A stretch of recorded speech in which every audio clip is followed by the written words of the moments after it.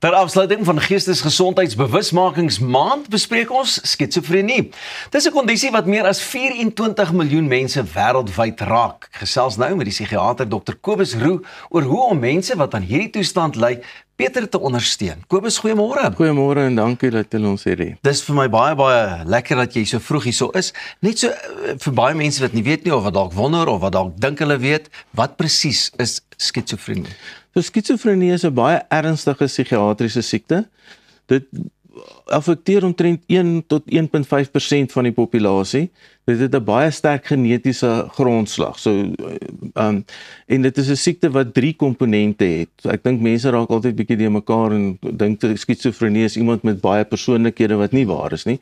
Maar dit affek jou persepsie van die wêreld. So jy hoor stemme in jou kop want jou sintuie werk nie mooi nie, alles gebeur in jou kop, so dis asof jy in 'n droomwêreld lewe, so jy hoor stemme in jou kop, jy sien goed wat nie daar is nie, jy het delusies, so dit is baie keer mense wat paranoid is en net in hulle huise bly en dink die veiligheidspolisie is besig om hulle te agtervolg of so, en dan gee dit ook gedagteprosesversteurings, so mens praat op 'n snaakse manier en jy kan nie altyd volg wat hulle sê nie. Ja, en jy weet, wat is die grootste wanpersepsies of jy weet mites wat mense het rondom dit? Ek dink die ding is mense is bang vir skizofrenie en omdat dit 'n rare siekte is en dis 'n baie ernstige siekte. Ek dink dis goed om daaroor te praat want dit is soos die woord kanker in die ou dae. As jy kanker gehad het, gaan jy doodgaan. As jy skizofrenie het, is jy verskriklik siek.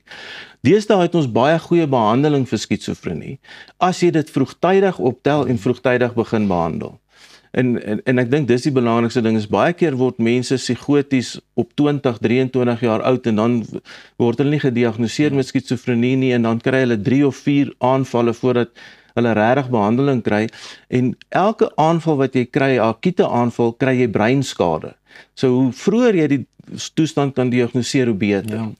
Jy het nou nogal genoem in die 20s, is dit maar gewoonlik ook die tyd wanneer so iets gediagnoseer kan word? Tussen 25 en 35 is die belangrike tyd wat die eerste psigotiese episode kom. Wie kry die swaarste met hierdie kondisie? Die pasiënt of die mense wat na hierdie mense moet kyk en omsien of die familie wat met hulle lewe deel? Ja, nee, ek dink dis baie sleg vir die familie wat hulle lewe deel, veral wanneer mense begin psigoties raak en hulle begin glo almal is besig om my te vergiftig of so, dan is dit baie moeilik vir die familie om na hulle te kyk. En daai mense se selfsorg is ook baie sleg. So dit is 'n baie groot burden sê hulle op die caregivers.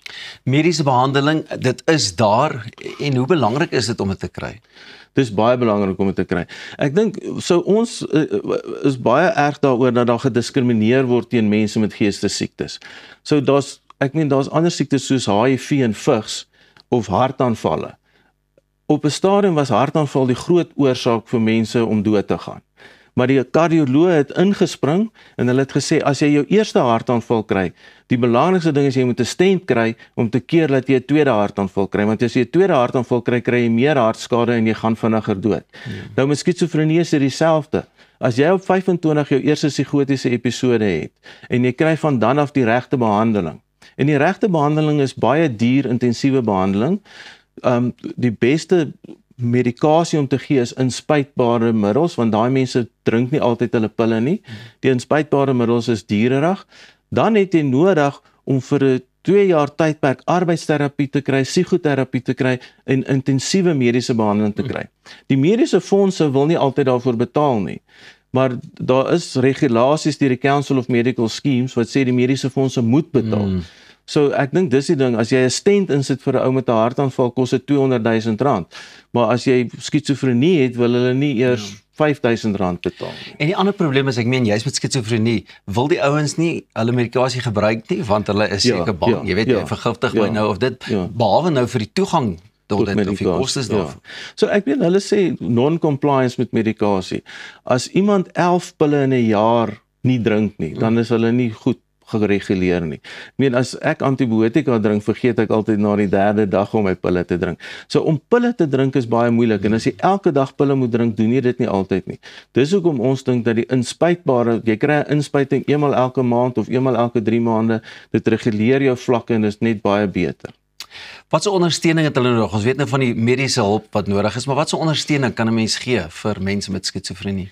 So ek dink die belangrike ding is mense vra altyd oor ondersteuningsgroepe en goedkoop behandeling en so aan, maar ek dink wat die wanpersepsie wat mense het is om te weet dat dit 'n duur behandeling is, dis mediese behandeling, en as jy 'n kind het wat skizofrenie het, wat eerste keer psigoties geword het, moet hy ten minste 20 sessies met 'n sielkundige en arbeidsterapie deur die res van die jaar bywoon om weer normaal te kan funksioneer. En al hierdie siektes is, hoe langer die siekte aanhou, hoe meer siek word die mense. So hoe vinniger jy hulle behandel, hoe meer normale lewe kan hulle hê. Is dit 'n oorerflike ding? Jy het gepraat van die genetika. So die genetiese lading is die sterkste by skizofrenie, maar ek meen mense het ook 'n verskil tussen Parkinsonisme of Parkinson se siekte. So skizofrenie is 'n genetiese siekte. Dis 1% van die bevolking wat dit kry. Maar daar's middels soos DAGA en TIC veral wat vir mense dieselfde tipe siekte kan gee, en as jy lank genoeg siek word, dan kan jy 'n skizofrenie-agtige siekte kry wat jou brein dieselfde aanpas. En dit is 'n groter deel van die populasie wat daai siekte kry. So daar's baie meer mense wat psigoties raak as net die wat skizofrenie het. So laaste gedagte ook, mense wat skizofrenie mense obviously versorg en na hulle omsien en goeders. Ek dink hulle het ook baie hoë stresvlakke en uitbrandinge goeders. Ja. So wat se raad het jy vir hulle? Ja, wel. Hulle moet ook hulp kry. Dis wat ek dink. Want ek meen die groot ding is jy word betrek by die ou se delisies. So jy's die ma wat vir hom kos maak en vir hom sorg, maar skielik word jy lid van die veiligheidspolisie of die terroriste wat besig is om my aan te val. So daai mense word aggressief met hulle caregivers en dis baie moeilik. Ja.